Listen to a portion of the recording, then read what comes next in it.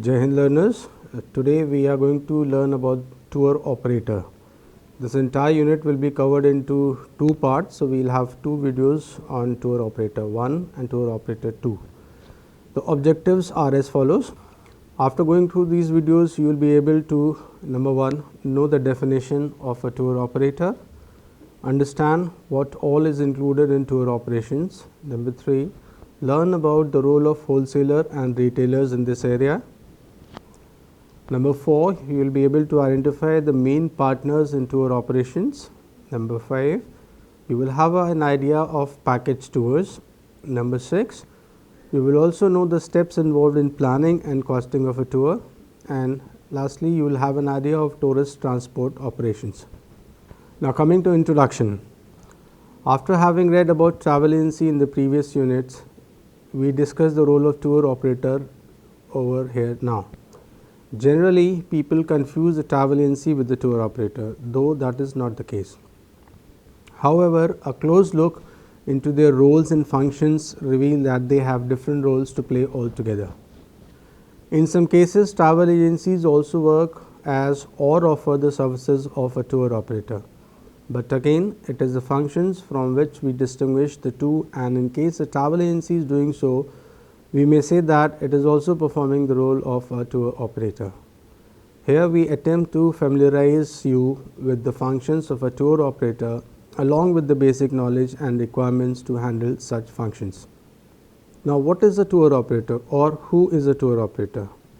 You must have seen advertisements in the newspapers or magazines regarding 3-day or 1-week tour that mentions the total price of the tour along with the itinerary.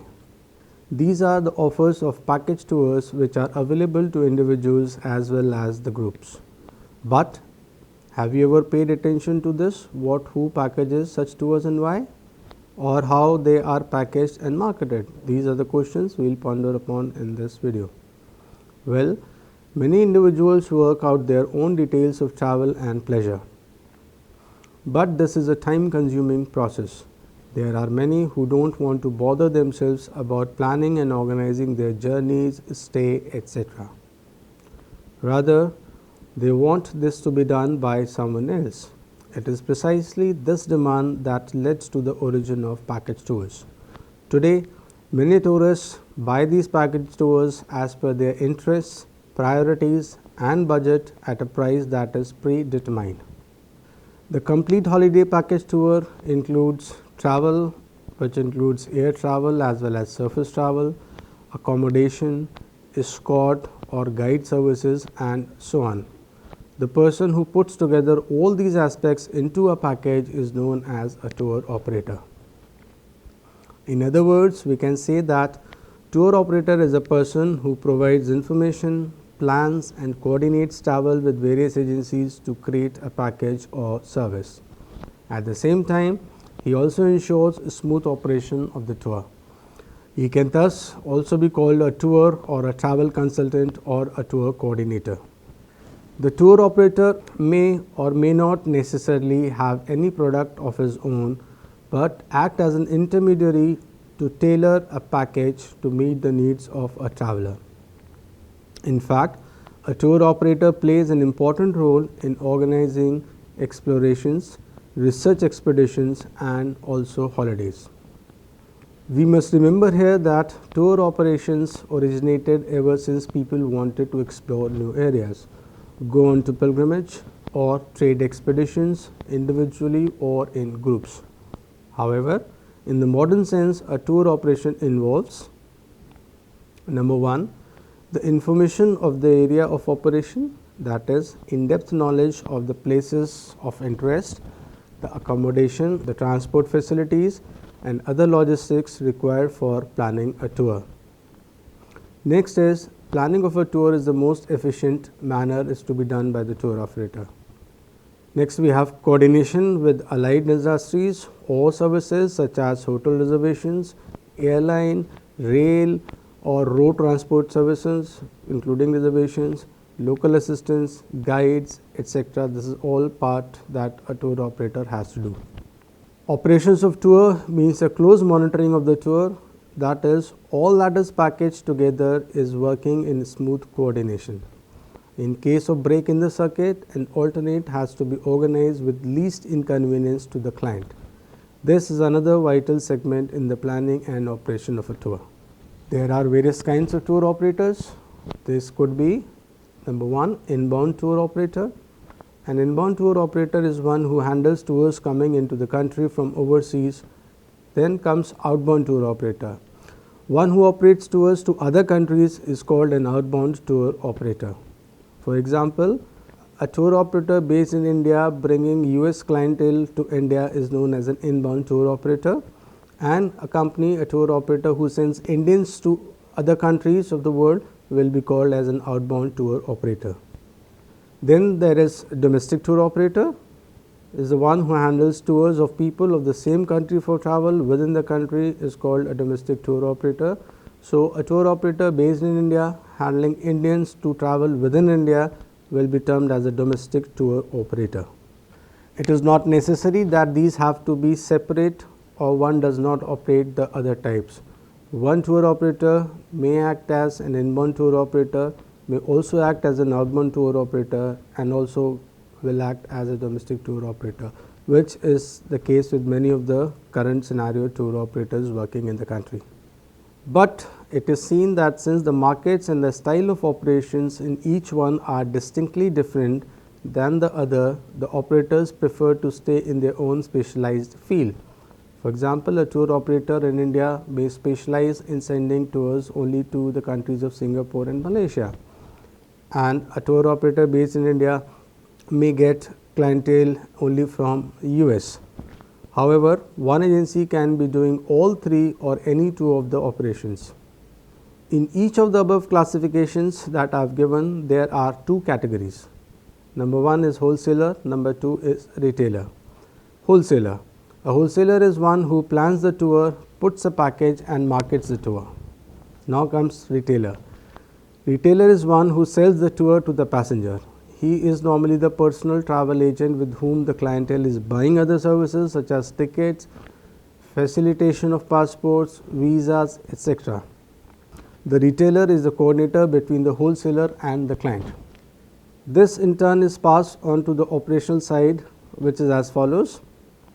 For inbound tour operators, the wholesaler who markets the tour consolidates the members of the group through many retailers. Finally, the group thus formed is given by the wholesaler as a package to inbound operator of that country or that region. The coordination of hotels, transport and other allied services is then done by the inbound operator. Then we have the concept of excursion agents. Inbound tour operators further pass on the services of the group to somebody in the city of visit. This somebody is known as the excursion agent, who in turn coordinates with the hotel reservations, organizes transport and guides, and generally meets the needs of the tourists in that city. For example, one person in USA wants to visit India but does not know how to go about it. He walks in the travel agency, that is the retailer, which he normally uses or thinks that it can help him. He meets the travel counselor who talks to him and finds out his interests, the time he could spend for travel, the tour he could afford, the luxury he is looking for, and the season of travel. The travel counselor then shows him the brochures of the various types of tours which he could recommend with the cities or areas of interest, types of facilities, etc. These are normally the tours produced by the tour operator, that is the wholesaler. Such tours have a scheduled date of departure and a set program. He then books his name on one such group. The wholesaler collects people from all over the country and forms a group. Message of this group with names, itinerary and flight details, etc. is sent to an inbound tour operator who has organized reservations for hotel, transport and other services all over the country. This inbound tour operator then gives messages to the excursion agents in each city of visit about the groups, the strength of the group, the arrival and departure details, and request for services to be arranged in that city. Now, what are the excursion agents supposed to do? The excursion agents are normally requested to provide the following. Number 1, excursion agents are requested to receive the group at the airport and take them to the hotel and vice versa. Excursion agents are supposed to provide appropriate transport for the group to travel in the area, to provide guide for sightseeing tours, to provide tickets for entrance fee at the places of visit, any special service that the group requires. For example, the group wants to watch a movie or a theatre presentation or art and culture presentation. It is the job of the excursion agent to assist for all these services. Then an excursion agent is also supposed to reconfirm the hotel reservations and reconfirm onward flight, train or bus reservation confirmation as the case may be. And so the group moves from one excursion agent to another while the inbound tour operator is closely monitoring the movement, being the chief coordinator. This way, an inbound tour operator is able to provide pickup services and transport and excursions at each city in India, even though he does not have an office in more than one city. Now, we have the tourists, we have the retailers, we have the wholesalers, we have the inbound tour operator, we have the excursion agent. At the same time, there are different categories of package tours as well. Number 1 package tour is known as the escorted tours. This is an organized and planned tour in which a tour escort serves the group or individual by accompanying throughout the tour. That means the escort remains with the group throughout the tour, right from the origin to the culmination of the tour. Then we have unescorted tours. Though organized and planned, in this tour there is no escort accompanying the tour. There is no services of a tour manager or a tour escort accompanying the tour. Instead, the group or individual is taken care of at every destination by a tour host or excursion agent whose services have been taken for that particular destination. Now, who are the main partners? The main partners in tour operations are the hotel or the accommodation industry, the transport industry. A tour operator must know the detail about these two, because without the details of accommodation or transport, a tour can never be conducted successfully and happily. So, coming to the accommodation industry, most group movements in India of foreign tourists is done on star category hotels. The hotels have a star rating from the Ministry of Tourism, Government of India. This helps in ascertaining the quality of the hotel expected. There are following categories of star rated hotels. We start with 1 star, then 2 star, 3 star, 4 star, and we have 5-star deluxe as the star category hotels, and we also have heritage hotels as a category. The Ministry of Tourism, Government of India has set up a committee which is known as Hotel and Restaurant Approval and Classification Committee, which is in short known as HRACC, for the award of star category. There are certain requirements to be met in this regard, and the address currently is HRACC, C1 Hutmans, Dalhousie Road, that is now rechristened as Dara Shikoh Road, New Delhi 11001. Hotels have various working codes. These are referred to in packages designed for the consumers, like number 1, the category of room. This designates the category of room that is on offer to the tourists in a particular package. The room may be a normal room, it may be a deluxe room, it may be an executive room, it may be a suite, or it may be a deluxe suite or residential suite. Now, whatever the category of room is given, it should be clearly designated and designed and being communicated to the tourist who is availing the package tour. Secondly, the category of room may be an air conditioned or a non-air conditioned room. Then they may have specific particular views, like we may have a sea facing room, a pool facing room, a garden facing room, or a monument facing room, etc. Then comes the plan of hotels. Now, plan of hotels over here means that hotels have various meal plans which they work on. Like I will tell you about the various meal plans. Number one meal plan is known as EP. It is a European plan, popularly known as the EP plan, wherein only the room is accounted for. That means no meals are included in the European plan. Second one is the CP, that is the continental plan. In continental plan, room is offered along with the breakfast basis. So, you pay for the room and the breakfast is complimentary with the room itself, or maybe it is charged, but then whatever money the tourist pays in a CP plan, he or she gets a room plus the breakfast. Third category we have is an MAP plan, which is a modified American plan. In modified American plan, there is tariff for room plus breakfast plus one meal, that is either lunch or dinner. MAP plan is also called half board. Fourth is the AP plan or the American plan. American plan stands for room plus 3 meals included, which means breakfast, lunch and dinner. American plan is also called full board. Then we have lastly the BP plan or the Bermuda plan. Hotel accommodations with full American style breakfast included in the rate. The tariff of hotels are presented as follows. Number one is the FIT, that is the free independent traveler. This is applied for individual traveling. People who are traveling alone will have to have tariff as per single supplement. Then we have the GIT, that is group inclusive tours. This is applied for a group of persons traveling together. It is determined for minimum group strength of 15 persons. Normally, hotels give one tour leader free for every 15 persons, except that they may have an upper limit. Then continuing with the tariffs, we may have a season and an off season tariff. This can have two rates or even more. For example, season and off season tariff for a hotel at a hill station and different tariffs for different months at a beach resort. For example, the resorts in Goa may have 4 different seasonal tariffs. Seasonal tariffs for the month of May, June, July may be different. Seasonal tariffs for the month of August, September may be different.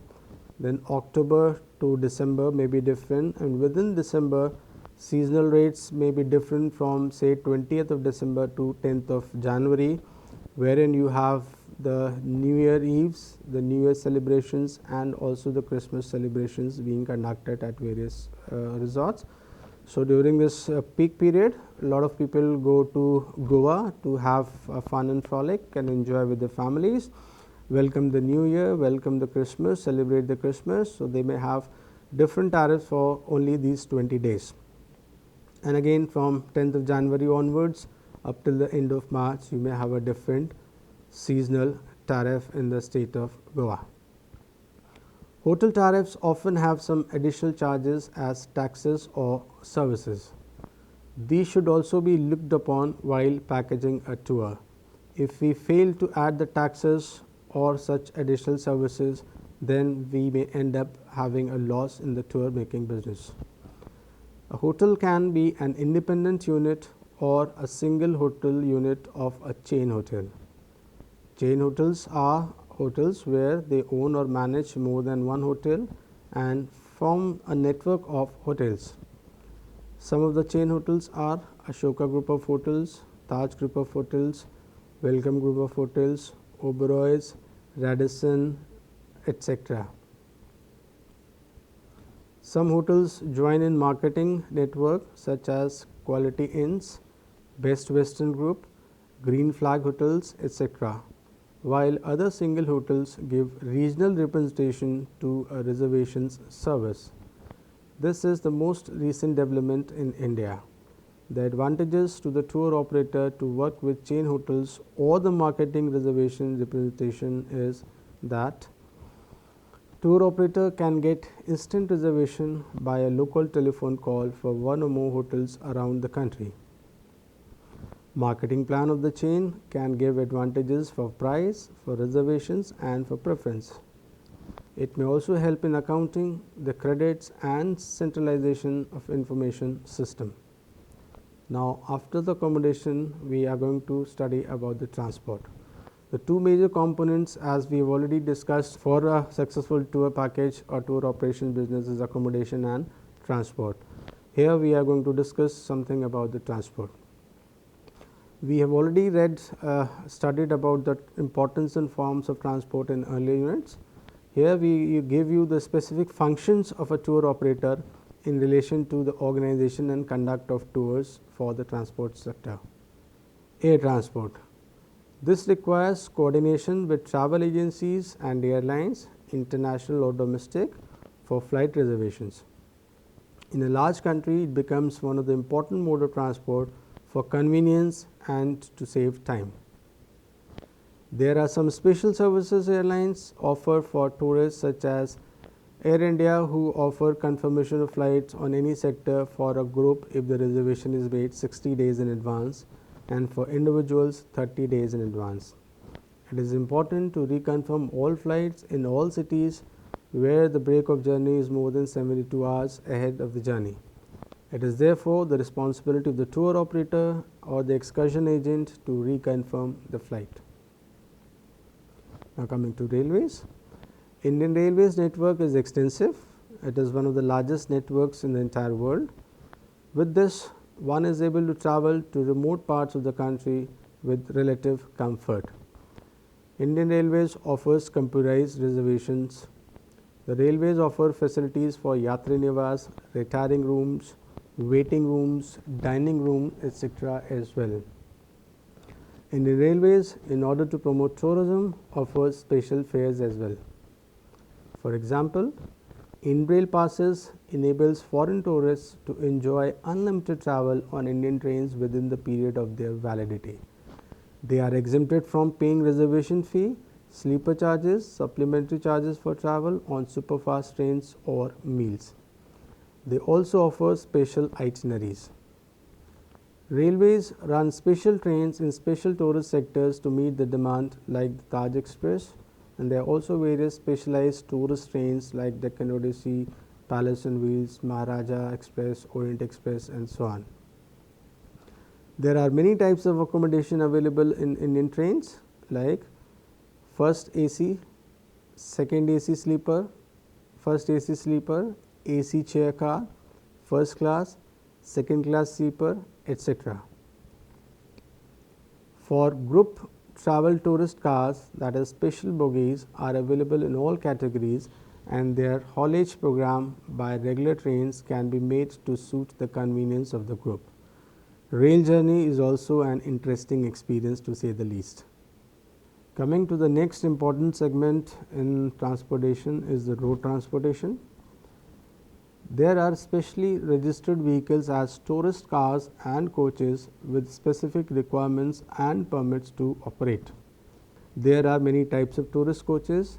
There are coaches for 8 seaters, coaches for 12 seats, coaches for 15 seats, coaches for 18 seats, 30 seats, 45 seats, 52 seats, etc.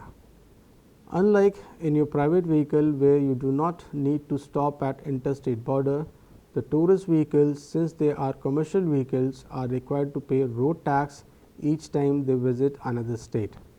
They travel on a permit basis, which is a permission which contains the passenger names, gender, age, the routes they intend to follow, and the duration of the journey.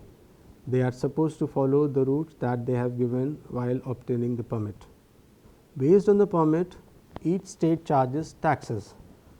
There are different systems in each state. Some charge on mileage covered in that state, some on the number of days in that state, while others on the total duration of the tour, immaterial of the distance or the journey on the tour to be covered. For example, the smoother tourist flow at the interstate tourist borders, the government has come out with a regional permit. Now, waterways. There are not much use of water transport in tourism industry in India except to ferry across the river, travel from airport to island hotel at Lakshadweep or Andamans, or a journey in backwaters in Kerala, or in adventure sporting activities in Kerala, Karnataka, Tamil Nadu, and moreover in Goa. In some places, it is used for sightseeing trips like going to Elephanta Caves from Mumbai. Though the cruise industry is doing very well in the Western world, in India it is not that popular. The Inland Waterways Authority of the Government of India is especially emphasizing a lot of importance on promoting water transportation in India. One of the first sectors that has started, though on commercial basis, is the Inland Waterways number 1, which starts from Varanasi and goes up to the Hooghly River. So, this is one commercial one wherein transportation of the cargoes will take place, but the government has taken a lot of initiative, especially under the Sagarmala scheme as well, wherein we would like to promote more and more of water transport to be used by the tourists and the local population. So, to sum up, we have discussed about the various tour operators, the kinds of tour operators, the types of tour packages available, and the various important components in the tour, that is the hotel accommodation and of course the transportation system, that includes the air transport, the railway network, the road network and the waterways network. Jai Hind, dear learners, happy learning. Thank you.